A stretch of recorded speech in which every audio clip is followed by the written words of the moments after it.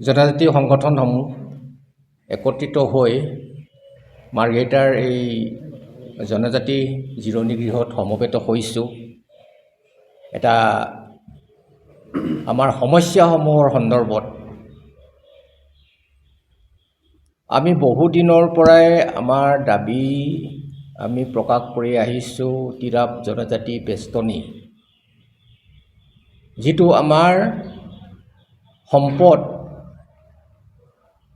আমাৰ জনজাতিসকলৰ সুৰক্ষাৰ বাবে 1951 চনত গঠন হোৱা এই তিৰাপ ট্ৰাইবেল বেল্টটো, জনজাতি বেষ্টনীটো আজি সুৰক্ষিত হোৱা নাই। আমি কোনোবা এটা সংগঠন বা সম্প্ৰদায়ৰ এগেইনষ্টত আমি যোৱা নাই, আমি এইবিলাক ক'বলৈ নাযাওঁ। আমাৰ উদ্দেশ্য হ'ল আমি ভাৰতীয় সংবিধানৰ মতে আমাৰ যিটো প্ৰাপ্য জনজাতি যিটো বেষ্টনীত যিবিলাক যিটো ভূমি ৰাজহ আইনৰ যিটো চেপ্টাৰ 10 সেইটো প্ৰযোজ্য হ'ব লাগে। সেইমতে আমাৰ এই বেলটো সুৰক্ষিত হ'ব লাগে, আমাৰ মাটি বাৰী সুৰক্ষিত হ'ব লাগে। আজি আমাৰ বেল্টত বেদখল হৈছে, সকলোৱে গম পাইছে কি ঘটনা হৈ আছে। গতিকে এইবিলাক বৰ পৰিতাপৰ বিষয়। আমি উপেক্ষিত হৈ আছোঁ। আজি আমাৰ বেল্টটো সংকুচিত হৈ আছে। পূৰ্বতেতো মাকুমৰ পৰা আছিলে বুলি আমি গম পাওঁ, কিন্তু আনি আজি আমাৰ একদম সংকুচিত কৰি পেলালে। আৰু ইয়াত আজি আমি যিবিলাক আমি দাবী কৰি আছোঁ, যিবিলাক আমাৰ পোৱাৰ যোগ্য, আমাৰ প্ৰাপ্য, তাৰ পৰা আমি বঞ্চিত হৈছোঁ। এটা উদাহৰণ, আমি 1993 চনৰ পৰা তিৰাপ স্বায়ত্তশাসিত পৰিষদ দাবী কৰি আছোঁ, কিন্তু আজিলৈকে সেইটো কাৰ্যকৰী হোৱা নাই। হ'ব বুলি কৈ আমি বহুত আশা কৰিছিলোঁ আমাৰ তিৰাপ স্বায়ত্তশাসিত পৰিষদটো গঠন হ'ব, এটা ছেটেলাইট পৰিষদ এটা আমি পাম বুলি চৰকাৰেও প্ৰতিশ্ৰুতি দিছিল।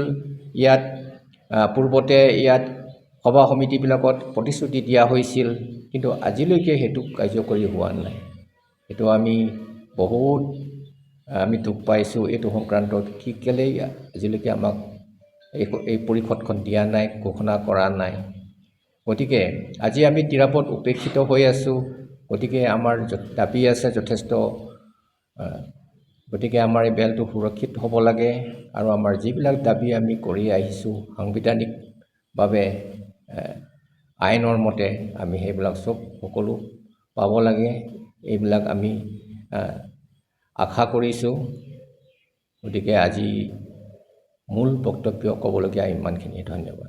মাৰ্ঘেৰিটা জনজাতি জিৰণি ঘৰত অনুষ্ঠিত হোৱা যি মাৰ্ঘেৰিটা অঞ্চলৰ বা তিৰাপ অঞ্চলৰ জনজাতি সংগঠনসমূহৰ উমৈহতীয়া সভাই কিছুমান গুৰুত্বপূৰ্ণ সিদ্ধান্ত গ্ৰহণ কৰে।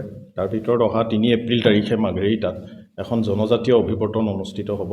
তাত অসমৰ ৰাজ্যিক পৰ্যায়ৰ কেইবাগৰাকীও বিশিষ্ট জনজাতীয় নেতাই অংশগ্ৰহণ কৰিব, আৰু এই অঞ্চলত থকা যিমান জনজাতীয় সংগঠন আছে, সি ভাতৃ সংগঠন বা নাৰী সংগঠন বা বিভিন্ন ধৰণৰ সামাজিক সংগঠন, আটাইবিলাকে ইয়াত জড়িত হ'ব আৰু উমৈহতীয়াভাৱে এটা নতুন মঞ্চ তৈয়াৰ হ'ব।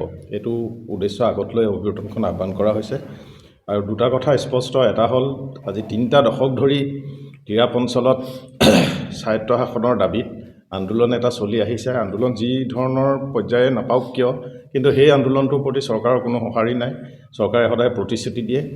আন্দোলনটোৰ উপৰিও তিৰাপ ট্ৰাইবেল বেল্টটো সুৰক্ষিত কৰাৰ ক্ষেত্ৰতো জনজাতীয় ৰাইজে বা সংগঠনসমূহে দাবী জনাই আছে। তাৰ প্ৰতিও চৰকাৰৰ কোনো হেৰি নাই, প্ৰতিশ্ৰুতি নাই, বা চৰকাৰে কোনো ব্যৱস্থা গ্ৰহণ কৰা নাই।